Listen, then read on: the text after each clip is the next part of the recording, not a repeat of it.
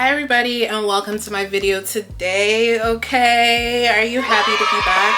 I know I am. Today's video is going to be a camera review video, and as you can see, my view quality might be slightly different, and that is because I'm filming on my brand new Sony ZV-1F vlogging camera. It's not too new. I have had it for about a month now. This is the box that the camera came in whenever I got it. So as you can see, like, it has been used, it has been opened already. So I've used it for a good month now, so I have a good idea of, you know, how the camera works. So I have a good feel of it, so I think it's safe enough for me to give a review on the camera. So I'm going to be splitting it into two sections. So there is going to be a pros list and a cons list, and you know, and like my overall review if I feel like it's a good purchase to have all together. Okay, let's watch. Okay, so first things first, the camera, it's really, a pro that I can say about the camera is that it's really nice and compact. So if you're somebody who likes to film on the go, as you can see here, like, this is literally the size of the camera. Like, I'm putting it to the camera itself, and you can literally like hold it, pop it in your pocket, you know, pop it on the go. It's nice and compact. It's not too bulky. It's easy to carry around with you. It won't take up too much space in your luggage if you are traveling with it. So that is a really good pro for the camera, especially if, like, again, if you're a vlogger and you like to move around a lot with your camera. It's an easy pro for the camera. It's nice and compact. So that's one good thing about it. Second pro I'll say about the camera is that it is touchscreen. And you know, this digital world, you know, we're really getting over buttons on phones and devices, although sometimes it can be helpful to have a button here and there. But however, this camera is touchscreen, which makes it really easy to navigate. You know, it feels like you're using your iPhones. You just need to learn, like, you know, what one function and the other function means, and once you get the hang of it, it's pretty easy to navigate. So that's a really good pro that I would say about the camera. It's touchscreen. I love that. You know, I can just press this, that. I'm very used to touchscreens. If you're team iPhone, a touchscreen all the way. So that is a really cool pro I'll say that is with the camera. Another thing that I'll say is a pro about the camera, that there is no flash required with this camera. Like right now I do have lighting in the background, but if I did turn off the lighting, it's still pretty good. So let me show you guys what I mean. Okay, well well, this is a dark area, but if I did move to a place that had a little bit of light, you'll see that it is like pretty good even in like natural lighting or in like other areas.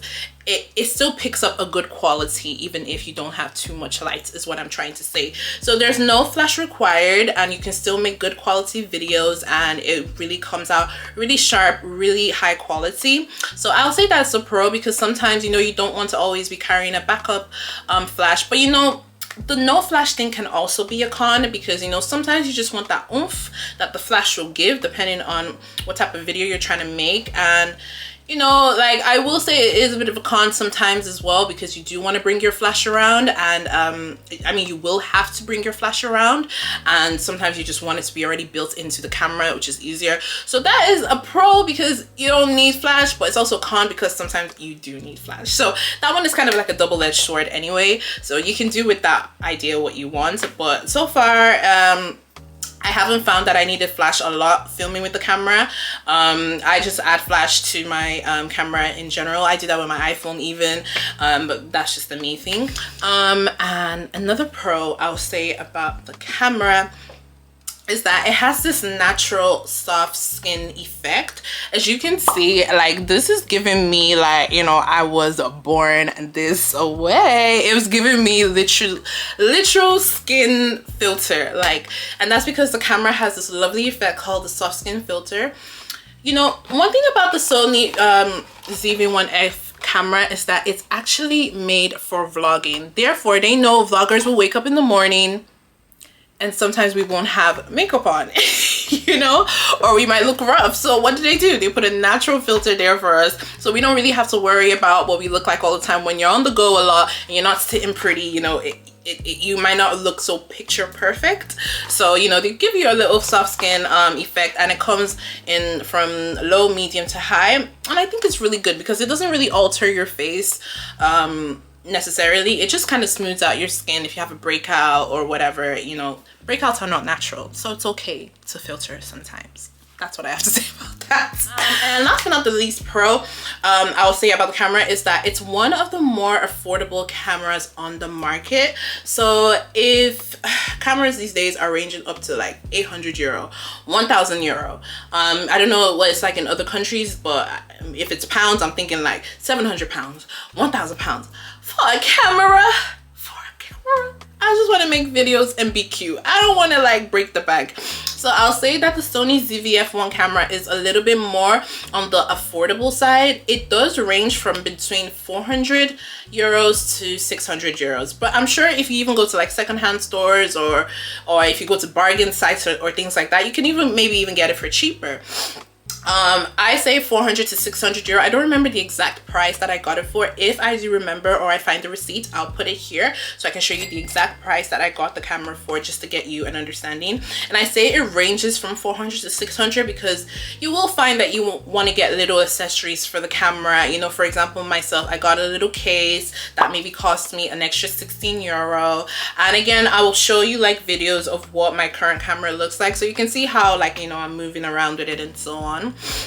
But you know, if you have a case that might cost an extra 16 euro, and if you can get the tripod that they make specifically for the camera, and if you do want to get that, it's like an extra 100 euro. I did not get that. I just got a little tripod that I found on Amazon, so you can be on the go with your camera without having to get the actual Sony tripod. The Sony tripod is good because it does have functions, like, you know, you can zoom in on the tripod without you having to actually touch the camera itself. You know, you can pause, play, replay, all that stuff. It has like functions on the tripod that connects to the camera, but that's all cool if you're really tech. But like, I really don't care that much. I just want to record my video and go.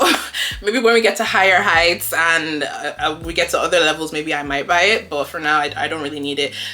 The tripod that I got with the camera is fine. So if you take into account maybe the little extra bits of expenses that you might get, like accessories to match the camera, it might range up to 600 euro. But I'll say 400 to 600 euro. But again, I'll get the exact price that I got the camera for and I'll put it somewhere on screen. And yes, now for the cons of the camera. Okay, so first con I have to say about this camera is that, I hate to say it, I do hate to say it, but the battery life sucks. Like right now, as I'm filming on this, I'm charging the camera, and that's because the battery life is atrocious. It's disgusting. Like, what the heck? Because if you charge it for a bit, I don't understand why. I don't know, maybe it's like if you leave the camera on, it dies really quickly. I'm not really sure, but all I know is that I do have to charge the camera quite often. The battery life is not the strongest, so it would be wise for you to maybe get a backup power bank, or you know, just an external source of power if you are going out with the camera, just because it doesn't have the best battery life in the world. I'll say it lasts you maybe like a good 90 minutes. I actually need to find out what exactly, you know, they say the battery is, how much, what's the lifespan of the battery, you know, like how many hours is actually meant to last you. I'm gonna find that out and I'm gonna put it somewhere on screen, because from my experience so far, it just has not been great. But yeah. I'll say it definitely has a more of like a lower battery life, so the camera does die quite quick. That's one thing I'll say, but it's not too bad. You can, you know, you can still maneuver with it if you charge your battery overnight and, you know, you make your videos in the morning. It should work. Another thing is that you can get like a selection of batteries. So I think cameras have like changeable batteries, like a remote, so you know, they just die and, you know, you have to charge them again. So you can stock up on like 3 batteries. When one dies, pop the other one in, so that way you have kind of like a longer lifespan to use your camera. That's an idea there. The con I will say about the camera is that it does take a while to transfer videos. So I've been transferring videos from my camera to my iPad, and if I want to transfer, like say maybe like 5 videos. It can take up to like 30 to 40 minutes just to transfer 5 videos from my camera to my iPad. Like, what? Maybe there's something I'm missing, and that's why I have gotten the USB cord, so I can instead just transfer from my SD card straight onto my iPad, and that way it will just kind of make things a little bit easier for me. But yeah, like that part is a little bit annoying, especially if I'm just trying to quickly edit and then I have to wait some time to actually transfer the videos onto my device, onto my like iPad or my laptop or whatever I want to use to edit. That can just be a little bit annoying. And what if I want to transfer 20 videos all at once? How long is that gonna take? You know? So that's just a con that I will say about the camera. Another con I'll say about the camera is, I don't know, maybe it's because I'm new to the camera game, is that an SD card is required. Me, who didn't know anything about cameras, I was just like, oh, I need an SD card, so I had to go out and buy one. So if you're new to the vlogging game, new to the YouTube world, new to just using your camera altogether, just know that you will be needing an SD card. It's not really a con, it's just like a little tip if you want to get into using cameras. Is the charger of the camera so short?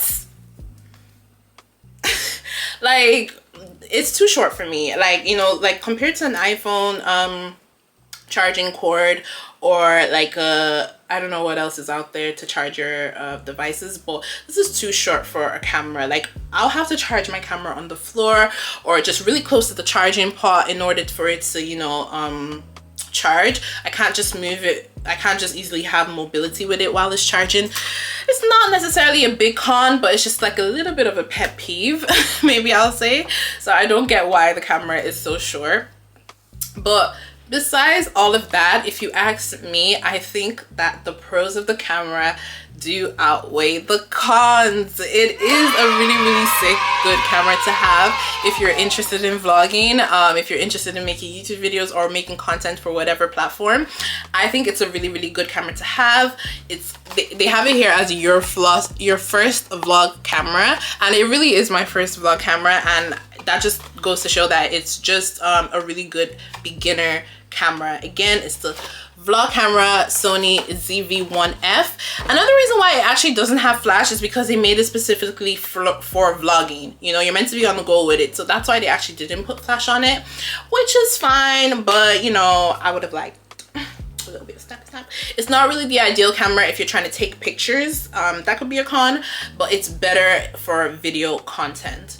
But yeah, overall, I'll give the Sony ZV-1F an what would I give it? I'll give it an 8 out of 10, okay? I think it's a great beginner camera to start with. I think if you're really trying to get into the vlogging world, it's your guy. And I just think it's so cute because I have a little pink cover over it. And I'm just gonna flip around now just to show you what my camera looks like right now as I'm filming on it. But thank you guys so much for watching today. I really do appreciate it. Let me know what you guys think, and if you guys want to see more videos, let me know. But yeah, you guys stay tuned, and more vlogs to come very soon. Bye. Oh yeah, I'm gonna flip around so you guys can see what I mean. So I have to literally remove it from the charger, like, okay. So this is my behind the scenes, but as you guys can see, this is what I mean by the lovely pink case that it has. Such a cute little girly little camera. The tripod I'm using is just one that I got myself on Amazon, compared to the actual tripod. And this is my little mirror lighting that I'm using for this video. So yeah, once again, thank you guys for watching. I really do appreciate every single clicks that happens on my video, every single subscribe, every single like. I really do appreciate it. I'm trying to grow my YouTube, so please do subscribe if you're seeing this. It does mean the world for you to watch, but it means even more of the world for you to subscribe. Hit the notification button if you want to see more of my videos. And yeah, thank you guys for watching. I'll see you again soon. Mwah.